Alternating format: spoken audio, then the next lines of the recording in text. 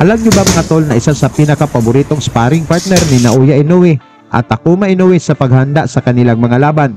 Itong undefeated Pinoy na si KJ Kataraha na mabilis at malakas ang mga suntok. Kaya dahil dito hindi rin natin maitanggi na magaling talaga itong tubong Cebu na hindi pa nakaranas ng pagkatalo sa kanyang karera sa boxing. Ito ay si KJ Kataraha mga tol.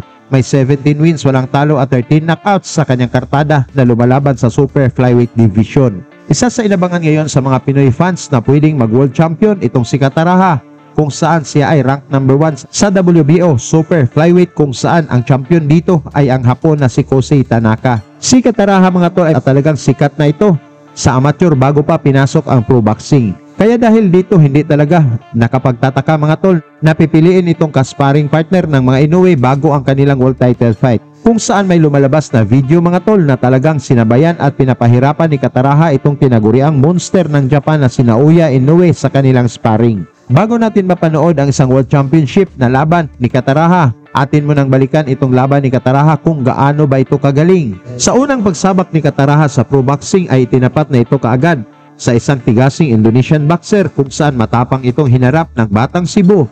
Nakatapat ni Kataraha mga tol ang isang kilabot na Indonesian boxer na si RD Tifa na binansagang Predator dahil sa lakas ng mga suntok nito na talagang dumayo pa dito sa Pilipinas upang lapain daw itong baguhang Pinoy na si Kataraha. Tara mga tol, ating balikan kung paano pinasuko ni Kataraha itong Indonesian Predator na si Tifa.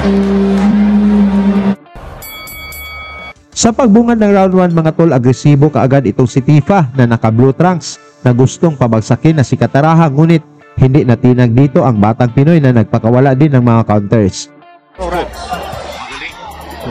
Mabilis ang kamay. Left. And it's coming out strong, Ronnie. Tifa is trying to rush it. Sugod ng sugod si Tifa. Ang sa experience sa pro, pro level. He is criminology student, the son of a tricycle driver. Ito si Kataraha, kaya gusto niyang maiahon ang kanyang pamilya. Alam mo na, Kataraha, he hurt Tifa. But Tifa connecting with the good right. Pasok si Kataraha.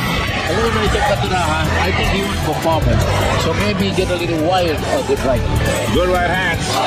Daming kanan mula kay Kataraha. Rako. Really good. Right to the body. Beautiful. I'm surprised that thing. Right hand by Kataraha. Left to the head. Kataraha. All down.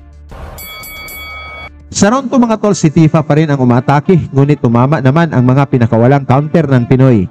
Bago yung tatay ko, talagang pro-boxing na lamang ang kanyang ticket ngayon. An impressive opening round. Oh, good. Cracking left. Oh, cracking right.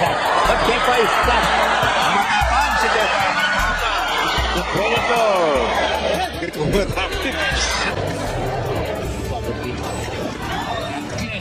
He has a long way to go.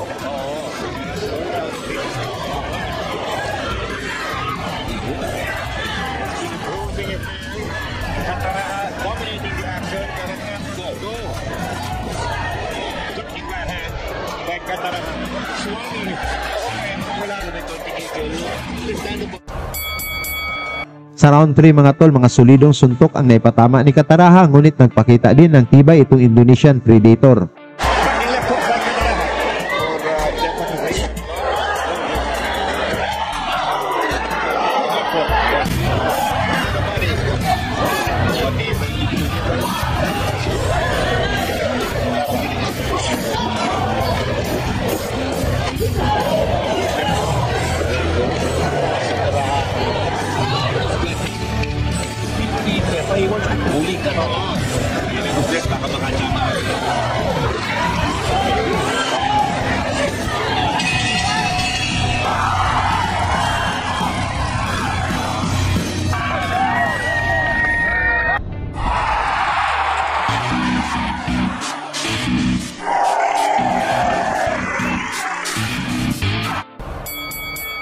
Dito sa round 4 mga tol, nag-angas pa itong si Tifa at pinaikot-ikot ang kanang kamay. Ay, matapang.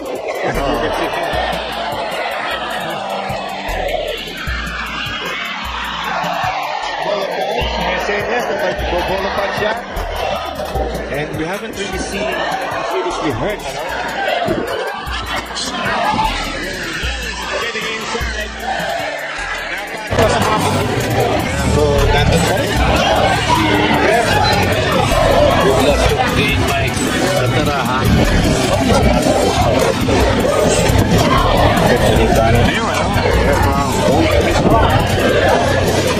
Cataraha.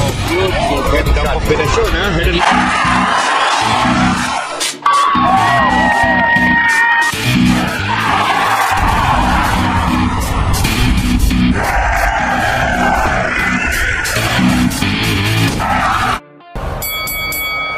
Mas lalang tumitindi ang palitan ng suntok dito sa round 5 mga tol na gustong makakuha ng impresibong panalo ang dalawang boxers.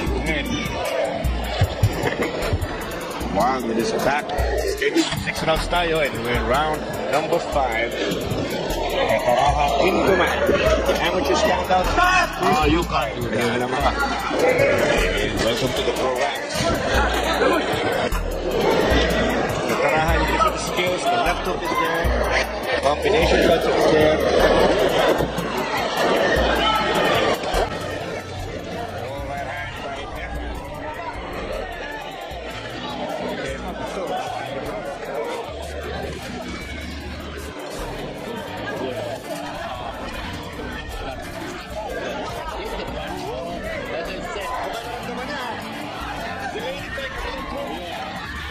Marami na suntok ang tinanggap nito si Tifa, ngunit napahanga ka rin sa tibay nito. So to begin na si KJ. At mukhang naglalambot na si Tifa. Grazie ay na Indonesia pero good luck everybody. Cataraha. Cataraha on data. Let's look by Cataraha. The face. To come in so he can find the room. He is hurt. He is hurt. But he's still throwing punches. Mataba Indonesian fighter. He appears to be right for a knockdown. Good right shot. What a fight. I believe that Tepa is still standing after all the punishment that Indonesia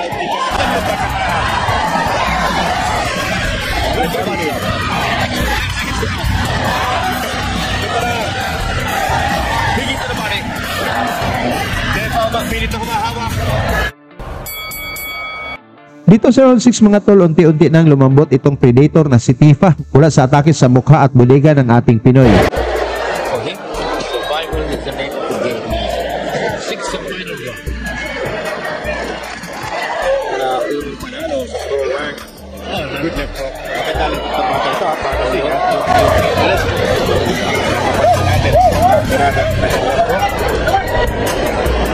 He heard Tepa. Si Cataraha spot with that. Mula sa suntok ni Cataraha sa bodega ng Indo-Boxer, laglag ang mouthpiece nito.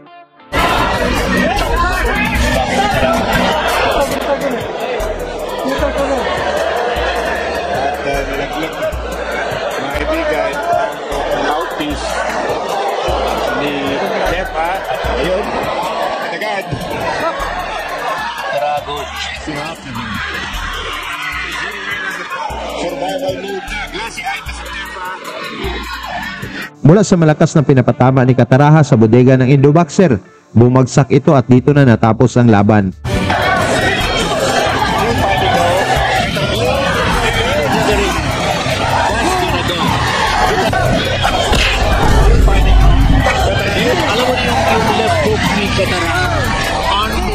Liver. 7.